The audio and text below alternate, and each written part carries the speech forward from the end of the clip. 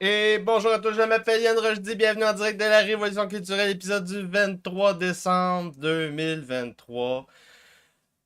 Grosse journée aujourd'hui, Noël arrive, joyeux Noël. En passant, chapitre 16, les campagnes truquées des Clinton, deuxième partie et fin, suite et fin. Le financement étranger des Clinton, parce que la semaine passée on avait vu Jeffrey Epstein, la connexion Jeffrey Epstein-Clinton. Là, on va voir les connexions étrangères. Mark Middleton, Johnny Huang, Ya Lin Charlie Tri, Johnny Chung se transmettent des enveloppes brunes illégales, crash d'avion en Croatie, Epstein et Middleton, le retour, parce qu'on en avait déjà parlé, je pense au moins 2 fois quasiment. Le Comité national démocrate, le DNC, et la mafia de Robert Maxwell. Les liens entre l'administration Clinton et les oligarques mondialistes, pédosatanistes, sionistes, révisionnistes. Vous avez compris, c'est une grosse émission. Donc, j'étais censé le faire vers 5 heures, mais je me suis dit que on avait la visite durant l'après-midi, fait que je me suis dit je vais le faire un matin. Donc, on est toujours dans le chapitre 16 de ce livre, One Nation Under Blackmail de Whitney Webb, volume 2. On se rapproche de la fin. Il reste moins du quart de cette saga-là. Je vous rappelle grossièrement, dans le volume 1, on voit l'histoire de la construction de l'État profond américain.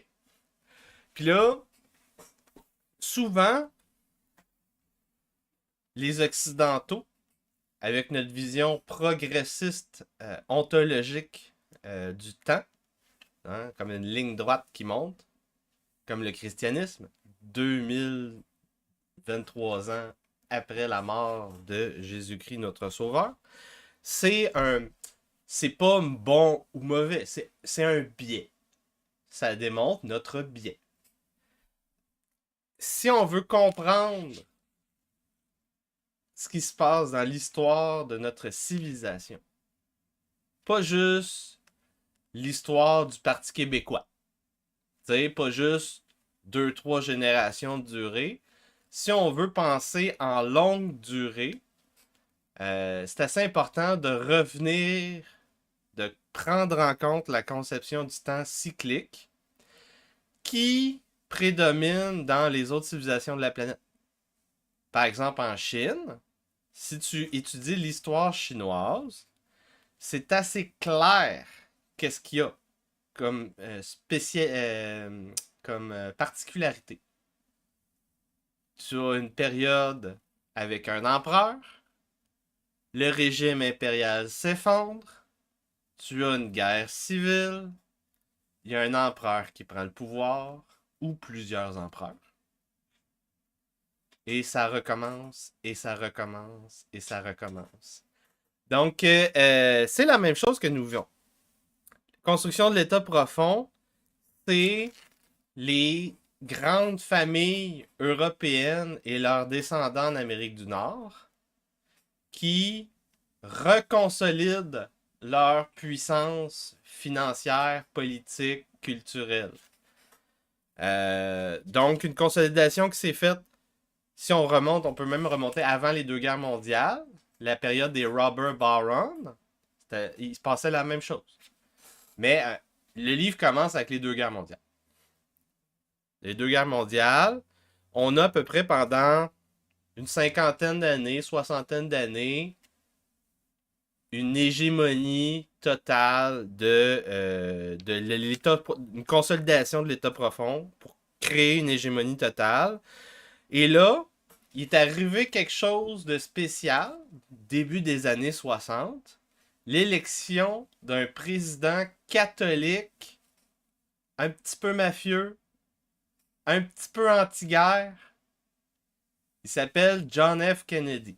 John F. Kennedy a débuté la première guerre clandestine contre l'État profond dans les années 60. plusieurs présidents ont continué cette bataille-là, plus ou moins en étant conscients de la chose. On se rappelle, Nixon s'est fait avoir par ses propres plombiers. Le plombier de Nixon, qui était de la gang au vrai président clandestin des États-Unis, le directeur de la CIA, William Bill Casey, qui prend le pouvoir sous Reagan en 1980. Et là, ça, c'est la fin de la première guerre clandestine entre l'État profond et les partis politiques aux États-Unis.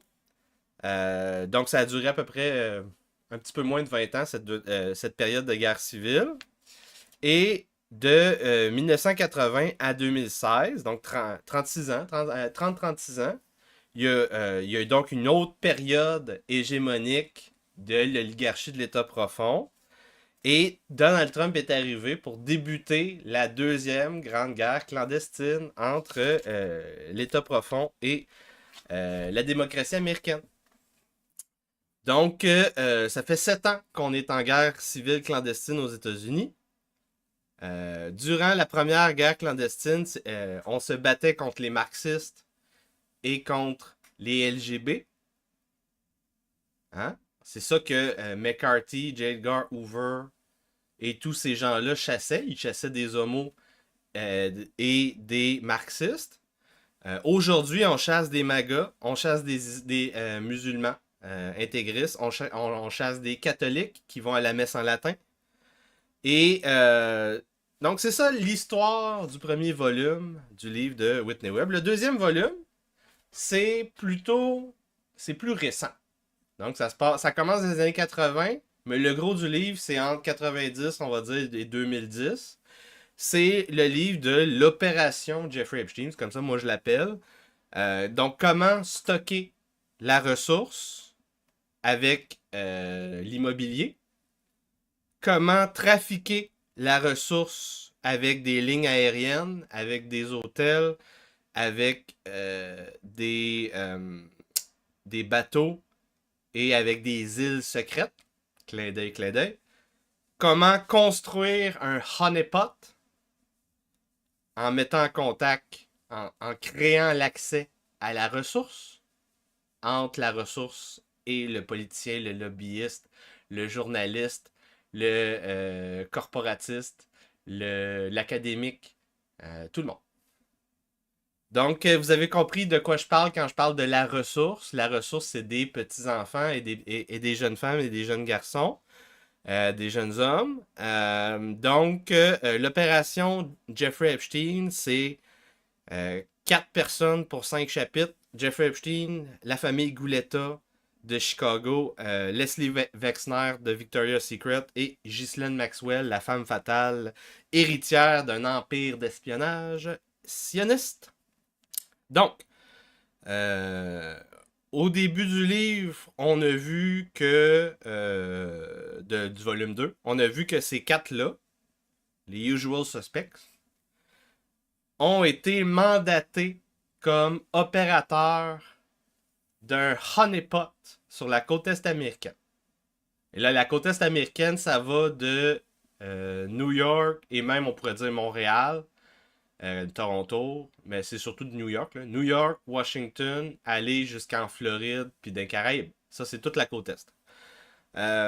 Donc, ils ont reçu le mandat par le Mega Group, qui est un groupe d'intérêts secrets développé dans les années 90, pour construire un honeypot pour piéger le président des États-Unis, Bill Clinton. Donc, lui envoyer des jeunes femmes pour le prendre en vidéo afin de faire pression sur lui. La corruption. Envoyer des femmes, financer ses campagnes politiques. Donc, vous voyez comment ça fonctionne. Le Mega Group, c'est un groupe d'intérêt de sionistes révisionnistes. À la tête de ce groupe-là, politiquement, en 2023, c'est Benjamin Netanyahu.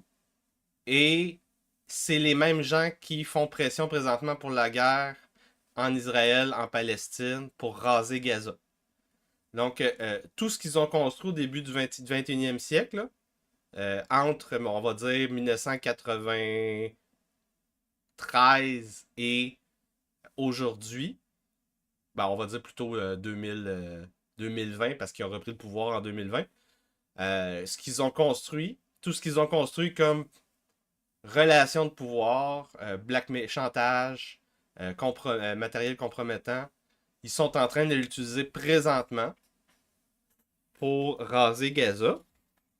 Et donc, cette opération-là a ciblé le président parce qu'on voulait éviter qu'il se passe un nouveau Jimmy Carter. Jimmy Carter avait été corrompu par les sionistes révisionnistes eschatologiques, ceux qui veulent la fin du monde, là, présentement Israël, ils veulent envoyer des bombes partout. Euh, Jimmy Carter il avait été corrompu via son frère, il avait reçu de l'argent, et quand il a pris le pouvoir, il a fait ce que beaucoup de présidents font, ils disent je m'en fous de ce que tu as fait, je vais faire dans l'intérêt du pays ou dans mon propre intérêt ou un mélange des deux, comme Jimmy Carter. Jimmy Carter, c'est un président démocrate qui est allé contre la corruption des sionistes. Et là, pour éviter ça, donc l'opération de Jeffrey Epstein avait comme but de le prendre dans une situation encore plus compromettante que seulement des pots de vin. Donc c'est pour ça que Jeffrey Epstein avait une peinture de Bill Clinton dans son penthouse, Bill Clinton dans la robe de Monica Lewinsky. C'était I got you. C'est ça que ça veut dire. Donc, là, on a vu que dans la première partie du chapitre, les campagnes des Clinton, Jeffrey Epstein a été central pour financer le mode de vie, les campagnes électorales, la fraude des Clinton. Mais il n'était pas tout seul, les sionistes, à faire du lobbyisme chez les Clinton. Les Clinton, on rappelle, viennent du Nebraska. C'est des mafieux. Ils sont liés à la famille Walton, Walmart. Ils sont liés, euh, ils sont liés dès le Nebraska à des intérêts chinois, la famille Riadi. Leur argentier s'appelle Jackson Stephens. Et là, on va voir comment les Clinton ont vendu, ont utilisé le modèle d'affaires pay for play en politique. Donc, tu payes pour jouer le jeu de la politique et faire valoir tes intérêts et recevoir de l'argent du gouvernement, des traités de libre-échange qui vont t'avantager, whatever, whatever, whatever. Donc, ils ont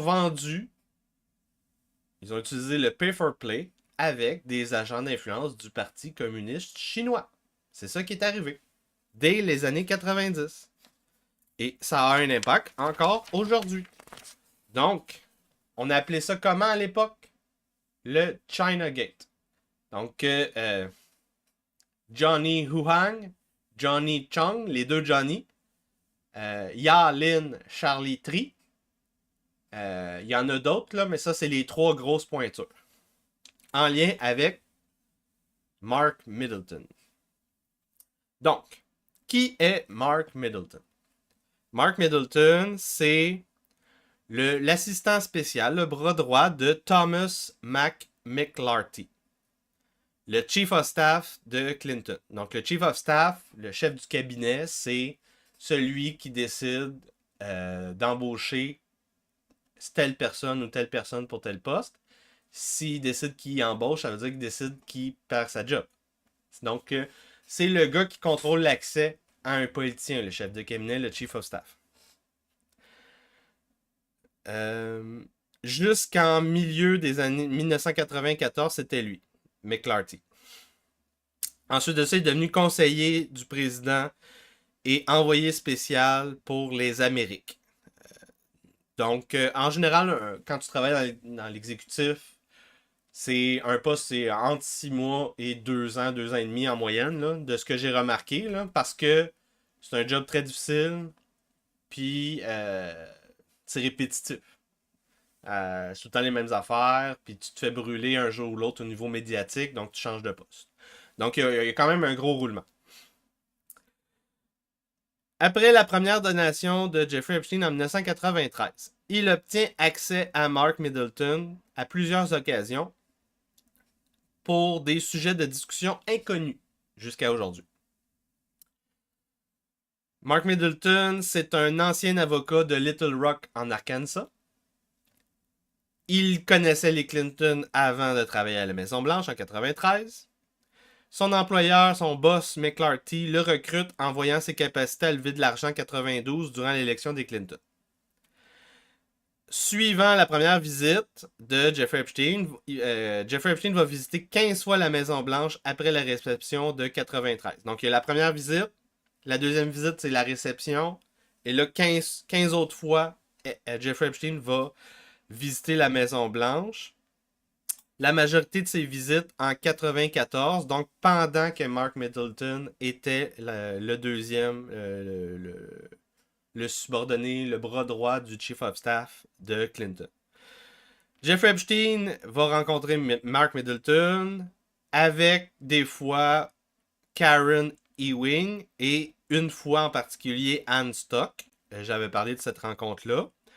Ça, c'est les archives, les visitors log qui ont été couverts par le média Daily Mail en 2021. Donc, ce sont des informations récentes que je vous transmets ici. Dans quelques-unes de ces visites, de ces 15 visites à la Maison-Blanche de Jeffrey Epstein, Bill Clinton sera présent. On a le House Committee on Government Reform qui fait un rapport en 1999 au niveau de c'est quoi la job du Special Assistant to the Chief of Staff. Donc, c'est quoi la job de Mark Middleton? La job de Mark Middleton, c'est de rencontrer des businessmen, des lobbyistes, des gens influents comme Jeffrey Epstein. Donc, c'est sa job de rencontrer les gens comme Jeffrey Epstein. C'est sa job de lever de l'argent avec eux. Donc, faire des levées de fonds. C'est sa job d'être un peu l'intermédiaire entre la Maison-Blanche et des gens comme Jeffrey Epstein. Donc, c'est lui qui est censé faire le due diligence, trier le bon grain de livret. Savoir est-ce que c'est un mafieux, est-ce que c'est un espion, un agent étranger. C'est lui qui est censé savoir... c'est lui qui est censé un petit peu enquêter là-dessus pour éviter des problèmes aux politiciens. En passant, je vous rappelle, le podcast est en direct sur Twitter, X, sur YouTube, sur yanrojdi.com. Partagez, cliquez sur like, c'est très important pour m'aider à combattre les algorithmes des sociétés de magiciens pédosatanistes. J'ai besoin de votre aide parce que, évidemment, sans vous, je ne peux pas continuer ce travail que personne ne fait. Je vous rappelle, c'est un livre qui a été écrit en 2020, publié en 2022. Donc, c'est récent. C'est la première traduction non officielle. 5$ par mois pour supporter mon travail. Ensuite de ça, évidemment, il y aura seulement un segment qui sera en version gratuite pour partager ça.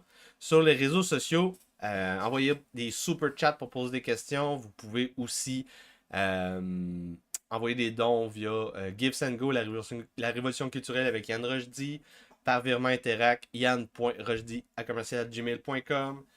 J'ai un portefeuille de Bitcoin. Tout ça, c'est dans la description du vidéo. Merci, cher Patricien. J'ai deux petites personnes à remercier. Jesse Serazus, l'écrivain de la musique pour les montages et les introductions que je fais. Hugo Baudry, Skyfall, qui s'est abonné sur YouTube et qui a envoyé un don de 100$ sur Gives and Go. Jean Rouillard, le patricien en chef. Sans Jean Rouillard, j'aurais arrêté cette année de produire les podcasts parce que c'était une année très difficile. J'ai moins de dons depuis mars qu'il y a 2 ans. Donc, oui, les abonnements, j'ai à peu près un abonnement par semaine. Donc, rendu fin de l'année prochaine, je devrais être un petit peu indépendant. Je devrais être un peu moins avoir peur juste avec l'argent des abonnements, ça va m'aider beaucoup. Mais d'ici là, c'est très difficile. C'est les patriciens en chef qui rendent mon travail possible. Donc, merci à vous tous. Donc, revenons à Mark Middleton. Mark Middleton est dans le petit carnet noir de Jeffrey Epstein. Oui, oui. Eh oui.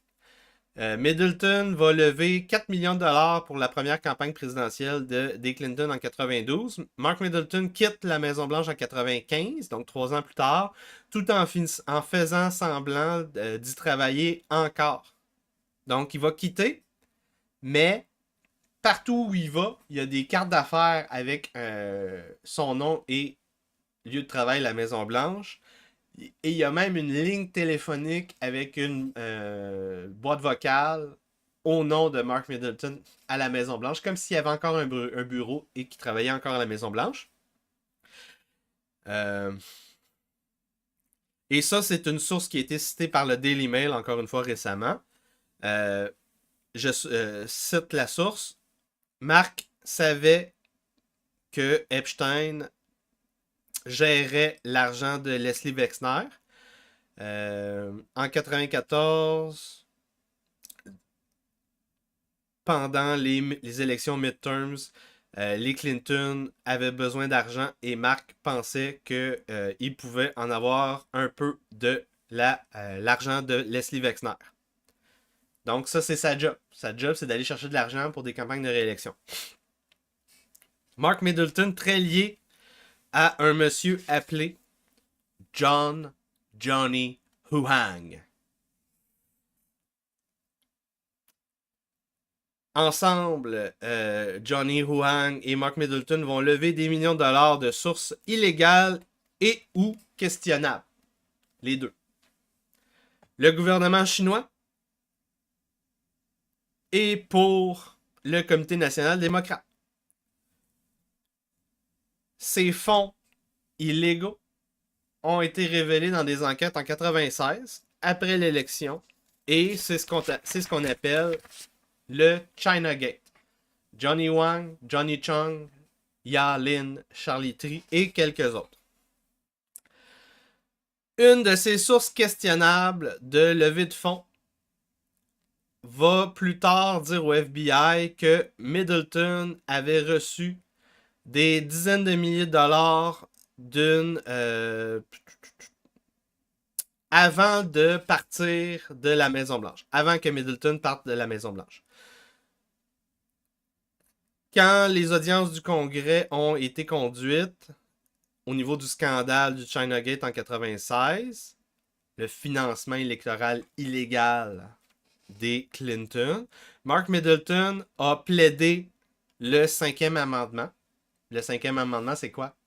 Le 5e amendement, c'est je ne peux pas moi-même m'incriminer dans un crime parce que je témoigne. Donc, au niveau du témoignage, je choisis de ne pas répondre à la question parce que si je réponds, je vais moi-même m'incriminer dans un crime. Je vais me reconnaître coupable d'un crime. Tu peux pas me forcer à faire ça. Ça, c'est le 5e amendement. Donc, Mark Middleton a plaidé le 5e amendement pas juste une fois, pas juste 2 fois, pas juste 5 fois. Il l'a plaidé 28 fois.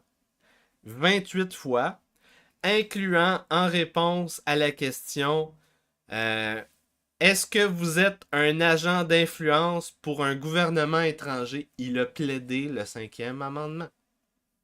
Haute trahison en passant. Pourquoi? Pourquoi? Johnny Huang est lié au réseau des Clinton au Nebraska. Donc, Johnny Huang est arrivé dans le réseau des Clinton avant que Clinton arrive à la Maison-Blanche. J'en avais parlé rapidement. Chapitre, je pense que c'est 7 ou 8, ou 8 ou 9. 7 et 8, ou 8 ou 9. Le réseau des Clinton au Nebraska, c'est Jackson Stephens, c'est Mokhtar Riadi, famille de Chinois immigrants en Indonésie. Très important. Donc, Jackson Stephens, c'est l'argentier des Clinton au Nebraska. Avec ses compagnies Stephens Incorporated, Systematics Incorporated, Beverly Enterprises. Et en passant, Systematics Incorporated, c'est une compagnie qui est liée au scandale du logiciel Promise, chapitre 8, volume 1. C'est le logiciel Promise qui fait que toutes nos transactions financières sont connues par la CIA depuis les années 80, en passant. Mokhtar Riadi, la famille Riadi, lui, c'est le Lippo Group. Donc ça, c'est les argentiers des Clinton. Mais Johnny Huang, lui, il est lié aux deux. Donc, il y a des liens d'affaires avec Stephens Incorporated et avec le Lippo Group. Johnny Huang, c'est un banquier de carrière. Il est allé à m'emmener dans une job de banquier pour la First National Bank de Louisville. J'ai pas noté l'État.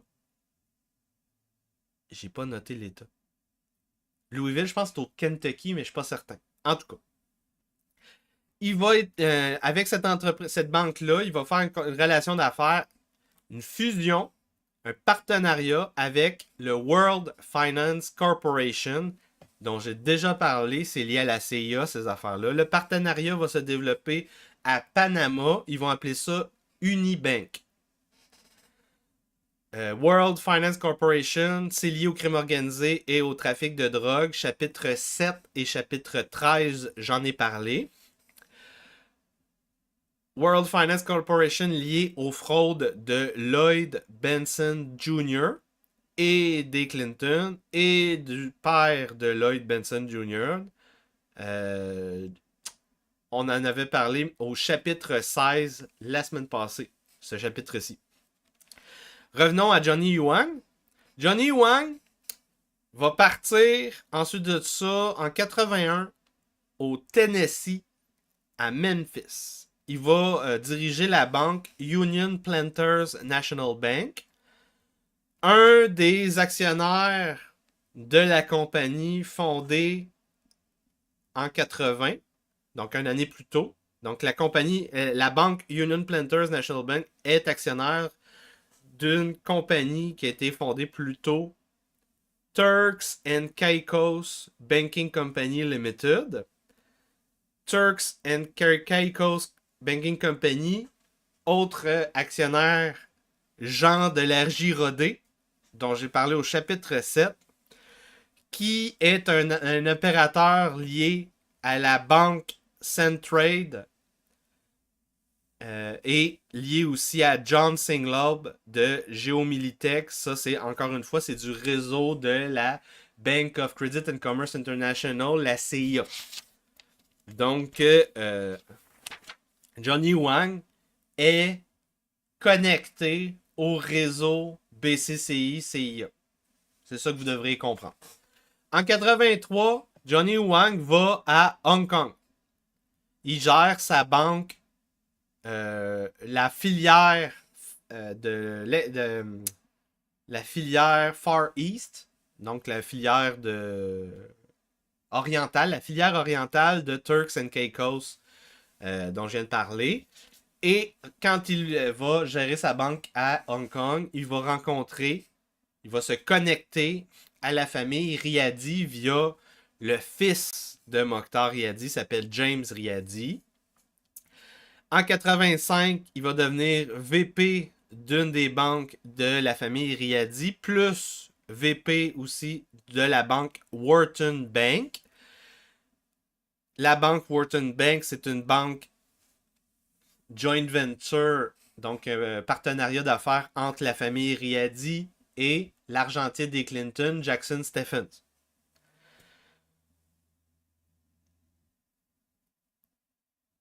Dans ces banques-là, il va aussi avoir un avocat qui va posséder des parts, des actions.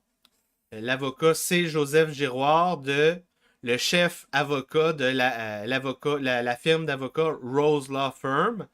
Firme d'avocats très connue, numéro 1 au Nebraska, très liée au Clinton. C'est une institution qui est une firme d'avocats mafieux et politique.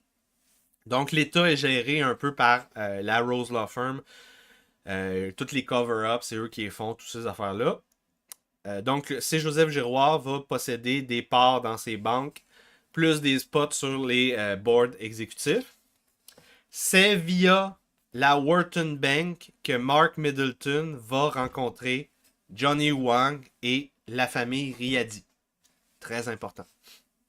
Jusqu'en 1990, Johnny Wang va renforcer ses liens avec la famille Riady, 85 à 90. Donc, il va retourner en Californie en 90. Il va devenir président des opérations américaines du groupe Lipo Group, de la famille Riady.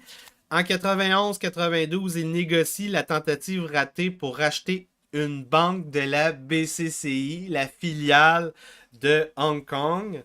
LOL, j'ai vraiment écrit LOL dans la marge, là. Donc, on voit ici. Fin 91, Johnny Wang planifie un voyage corporatif entre des groupes de businessmen et d'opérateurs politiques de Hong Kong, du Lipo Group, aux États-Unis et une délégation du Comité national démocrate à Hong Kong. Donc, parlons du voyage à Hong Kong via la délégation démocrate. L'autre du voyage de la délégation du Parti démocrate, c'est évidemment la famille Riady.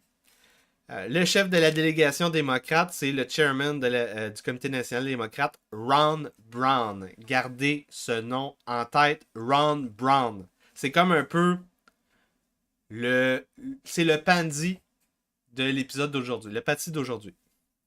Donc, Ron Brown, chef de la délégation du Parti démocrate, chairman du Parti démocrate, il s'en va à Hong Kong avec d'autres congressistes sénateurs démocrates.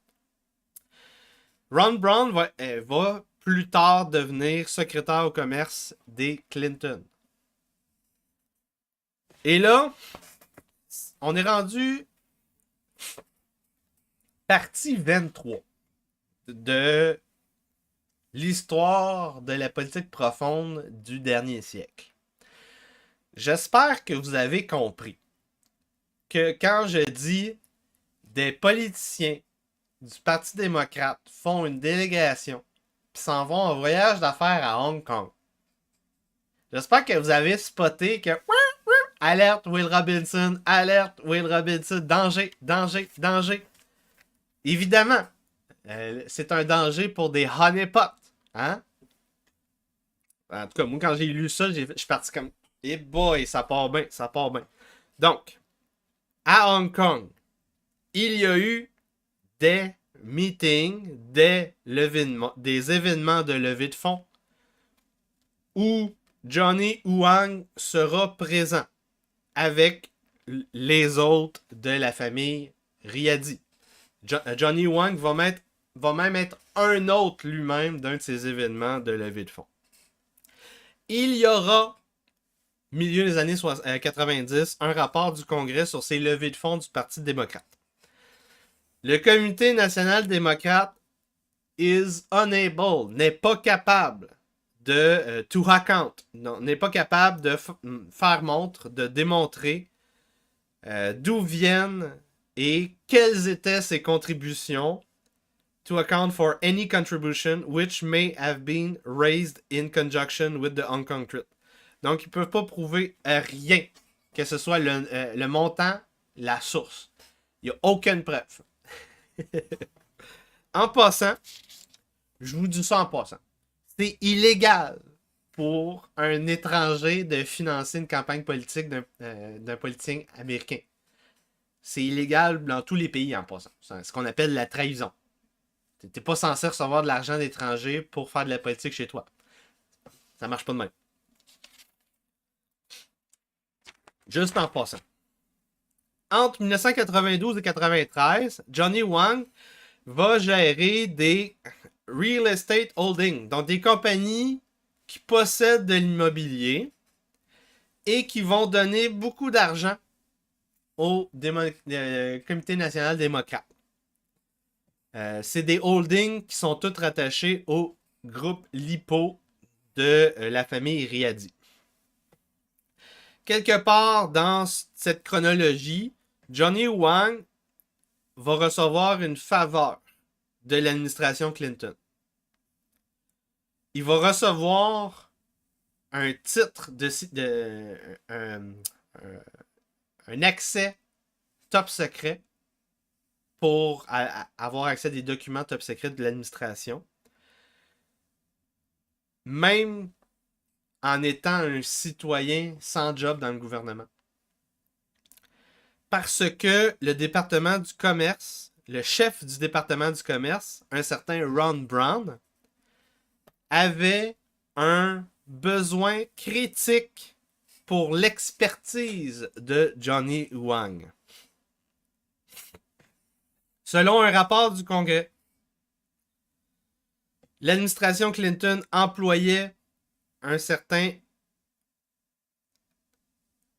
Miley Tom comme agent de liaison avec la famille Riadi.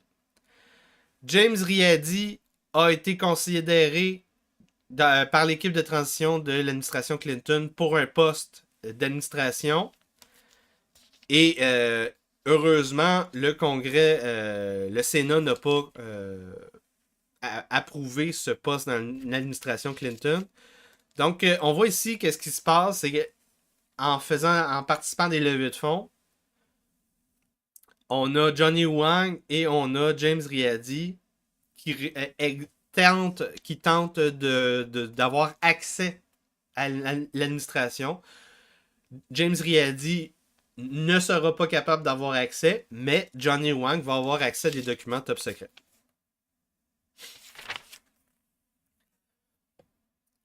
Un autre qui va utiliser cette approche-là, c'est Ya-Lin Charlie Tree. C'est dans le prochain sous-chapitre que je vais faire un focus sur lui. Suivant les mêmes circonstances, il va y avoir un poste dans l'administration, on va en parler. Décembre 93, Johnny Wang, donc un peu après avoir atteint la Top Secret Clearance, donc avoir accès à des documents secrets, il obtient un poste dans le département du commerce. Il est nominé décembre 93. Il obtient le poste en février 94 et il se présente à son poste en juillet 94. Donc, ça prend quand même un bout de temps avant qu'il arrive, là, mais en tout cas. Je vous rappelle, le département du commerce dirigé par Ron Brown. Son poste à Johnny Wang dans l'administration Clinton. Et je vous rappelle, Johnny Wang, c'est un étranger, là, c'est pas un Américain.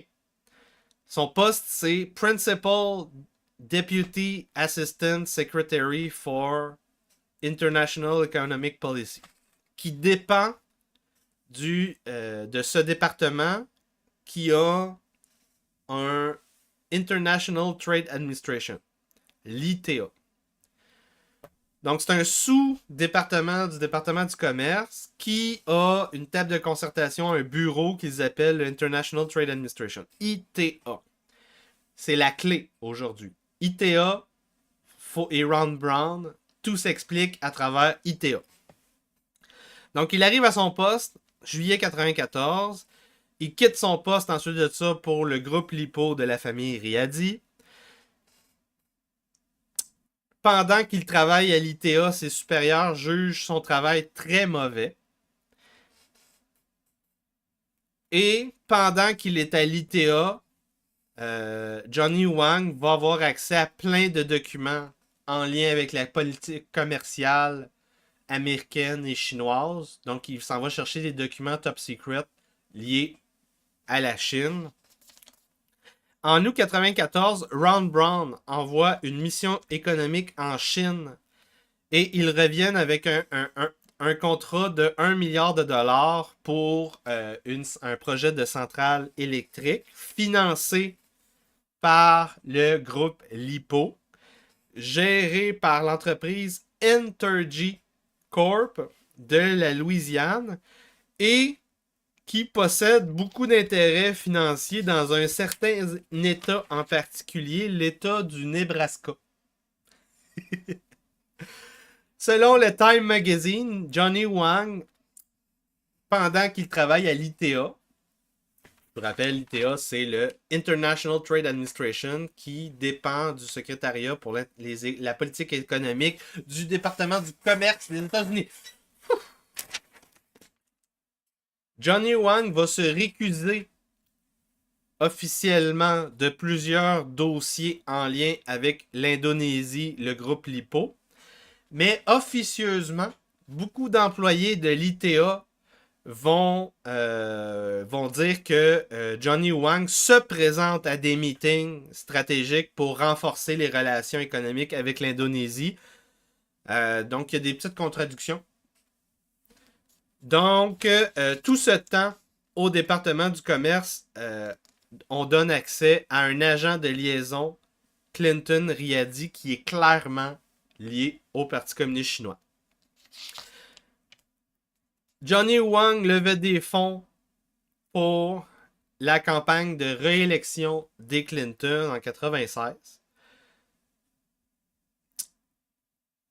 C'est une violation directe du Hatch Act, H-A-T-C-H,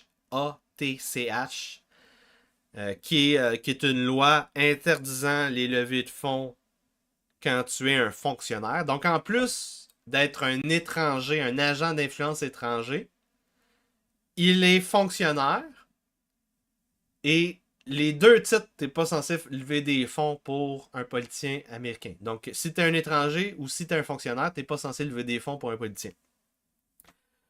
Le Comité national démocrate va effacer les preuves dans ses archives de toutes ces levées de fonds. Johnny Wang va recevoir l'aide d'un avocat, c'est Joseph Giroir de Roselaw. Et Mark Middleton pour un poste à la Maison-Blanche.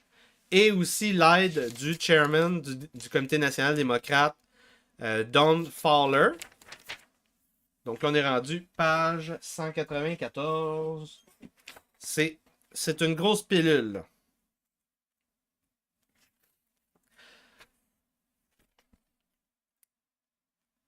Donc, pendant que Middleton travaillait à la Maison-Blanche, Wang et Riadi le rencontrent plusieurs fois entre mars 93 et octobre 96. James Riadi va à la Maison-Blanche 20 fois, pendant que Wang, avant et après son rôle au département du commerce, va se présenter à la Maison-Blanche 95 fois.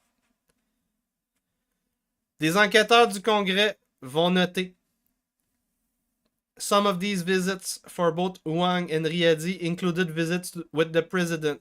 Donc, Riadi et Wang vont voir le président plusieurs fois.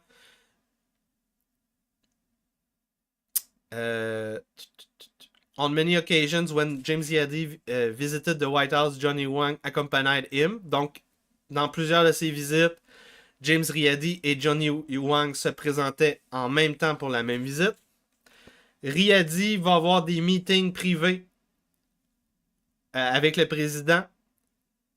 Pendant plusieurs de ces meetings, il y avait Mark Middleton de présent.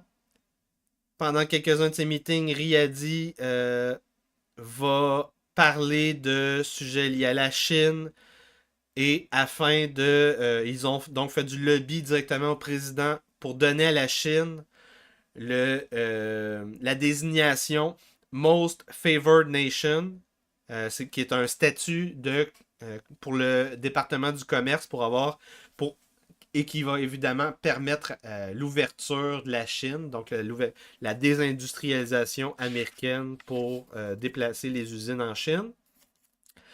En 1994,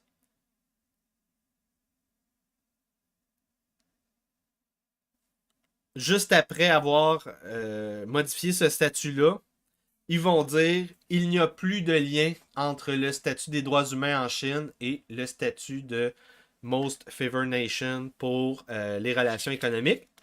Donc, c'est pour ça qu'aujourd'hui encore, les entreprises américaines peuvent utiliser les esclaves chinois parce que le département du commerce, au niveau bureaucratique, a délié le statut des droits humains des populations dans un pays et le statut commercial pour des relations commerciales. Plus tôt cette année, février 95,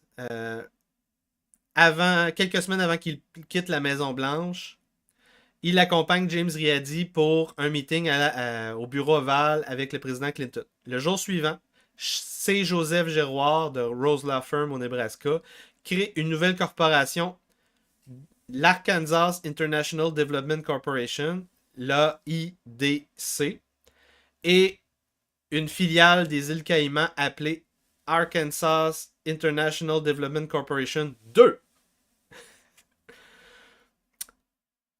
Le groupe Lipo de la famille Riady, lié à Johnny Chang, vont tenter de gagner de l'influence en embauchant des gens dans l'administration Clinton dans ces entreprises-là. Mark Middleton va être embauché dans l'entreprise AIDC 2 en juillet 95, qui va lui donner un salaire de 12 500 $ par mois. Aussi sur le payroll de la famille Riady, Mark Middleton, sa job, c'était de continuer à aller trouver des employés de l'administration Clinton pour qu'ils deviennent employés de la famille Riady. Et trouver des businessmen qui rechercheraient des opportunités dans le marché asiatique. Donc des partenariats avec les entités du groupe Lipo. De juillet 95 à avril 97, Mark Middleton va remplir 0 partenariat d'affaires entre le groupe Lipo et la famille Riady et des intérêts américains, malgré avoir été payé 262 000 $ pendant cette période-là. Mark Middleton va avoir d'autres emplois dans des entités de la famille Riady. Il va avoir un poste pour arranger des meetings entre James Riady et donc il va recevoir un salaire pour comme assistant. Là. Donc, il va aller chercher des choses, il va faire des probablement qu'il va conduire son char. Donc il était un peu son errand boy. Ça, c'était quand il était en Asie. Pas quand il était aux États-Unis. Quand il était aux États-Unis, il était à la Maison-Blanche, Mark Middleton. Mais quand il était en Asie, il travaillait directement pour la famille Riady. Mark Middleton, pendant qu'il travaille pour les Riady en Asie, il distribue ses cartes d'affaires de la Maison-Blanche, même après avoir cessé de travailler à la Maison-Blanche. Il va garder sa boîte vocale à la Maison-Blanche plus d'un an après avoir quitté, jusqu'en octobre de 96. Et il va fréquenter la Maison-Blanche pendant qu'il travaille pour les Riady. Après un meeting en 95, un meeting avec le président, Johnny Wang, les Riady, C. Joseph Giroir et l'avocat de la Maison-Blanche, Bruce Lindsay. Il y a un meeting qui se fait en tout ce monde-là. L'avocat Lindsay contacte Johnny Wang et lui demande s'il voulait changer de job du département du commerce au Comité national démocrate.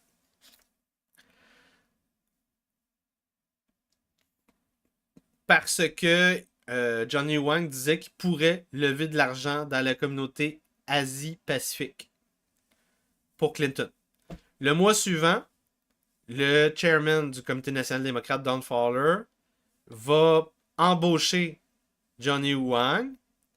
Et donc, Johnny Wang va devenir le Vice Finance Chairman, un titre créé pour Johnny Wang, qu'aucun employé antérieur du Comité national démocrate détenait. Une des raisons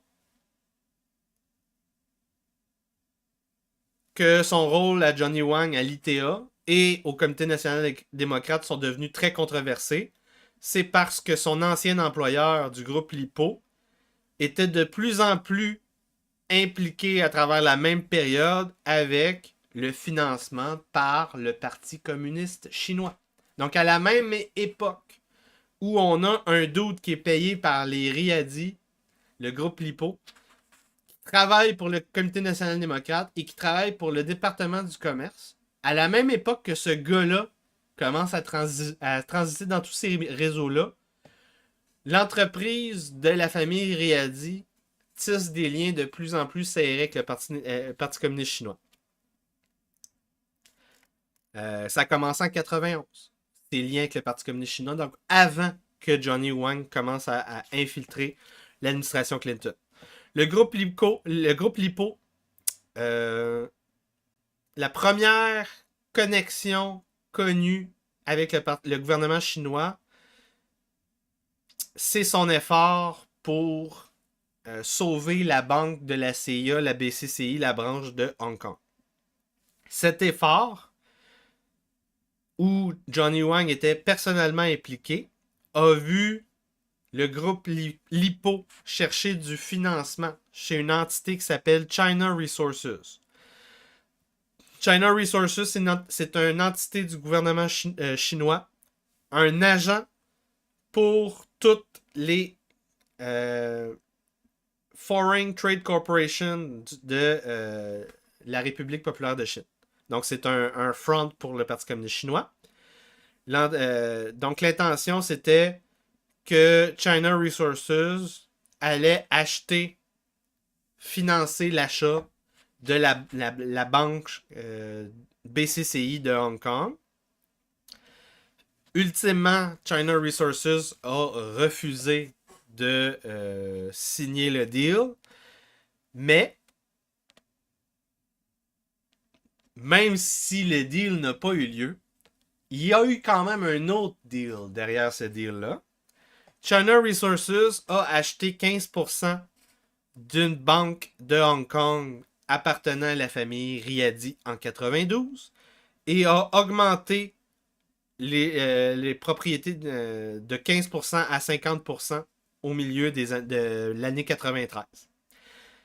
Et pour acheter ces actions, ils ont payé 50% au-dessus du prix du marché, plus de 125 millions de dollars en premium sur le prix des actions.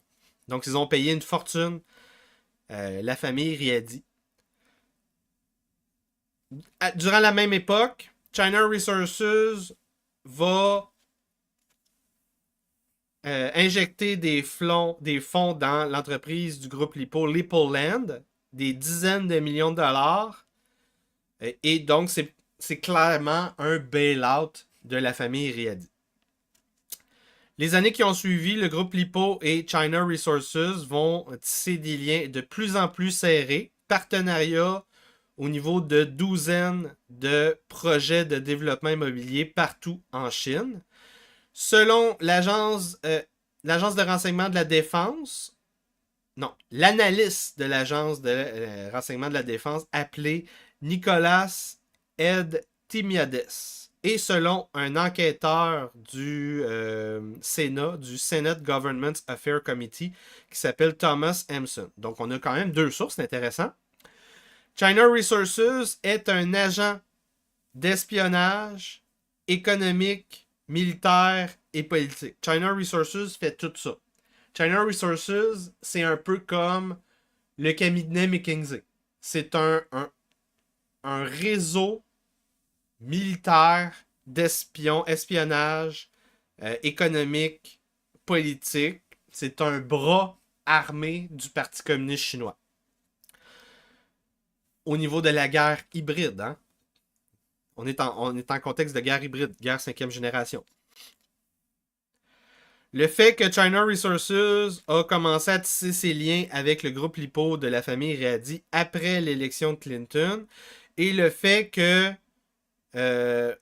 c'était en parallèle à l'infiltration de Johnny Wang au niveau du département du commerce et du Comité national démocrate, il n'y a pas de coïncidence au niveau. C'est clair dans ma tête, et c'est clair dans la tête à Whitney Webb que Johnny Wang, c'est un agent du Parti communiste chinois.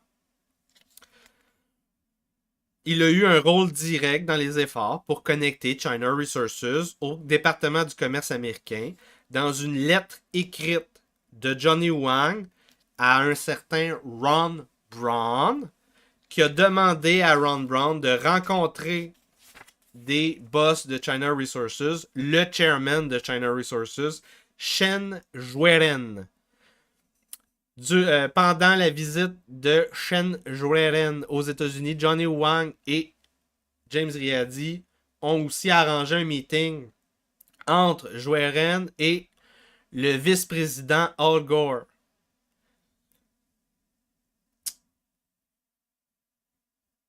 Donc ça, c'est tout ce qui est arrivé au niveau des meetings. On a aussi des levées de fonds illégales.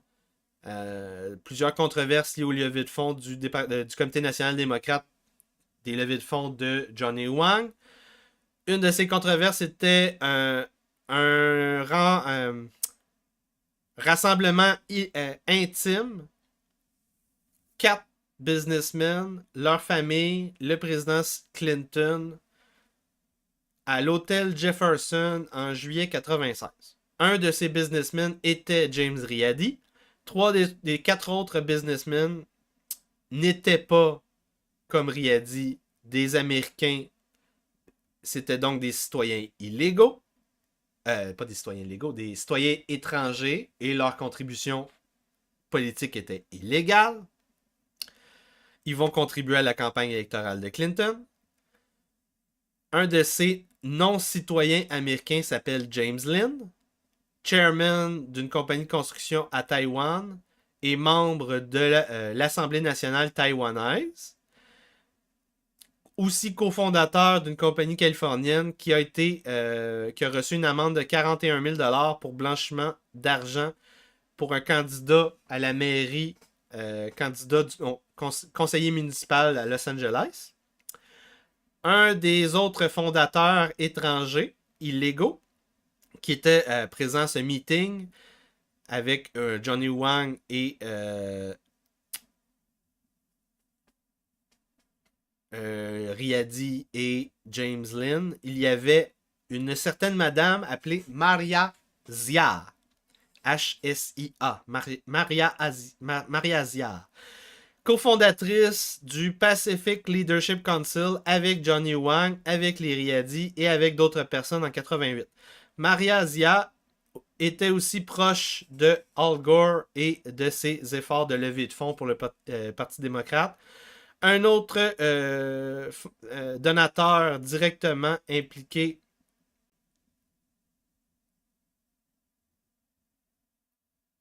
Non, ça c'est le premier meeting. Un autre levée de fonds impliquait directement James Riady. C'est en 96, une levée de fonds à Los Angeles dans une maison la maison de Lou Wasserman. Eh oui, on revient encore une fois. Lou Wasserman, c'est qui? C'est le boss de la mafia d'Hollywood, la MCA. Ça, c'est événementiel, spectacle, cinéma, acteur. Donc, toute cette gang-là. Il y a une levée de fonds où Johnny Wang va être présent aussi. Et un autre personnage qui a participé à ces levées de fonds, c'est Ya-Lin Charlie Tree, qui est devenu un ami des Clinton en Arkansas et qui a servi comme un proxy afin de donner des grosses sommes d'argent d'entités étrangères aux campagnes politiques de la famille Clinton.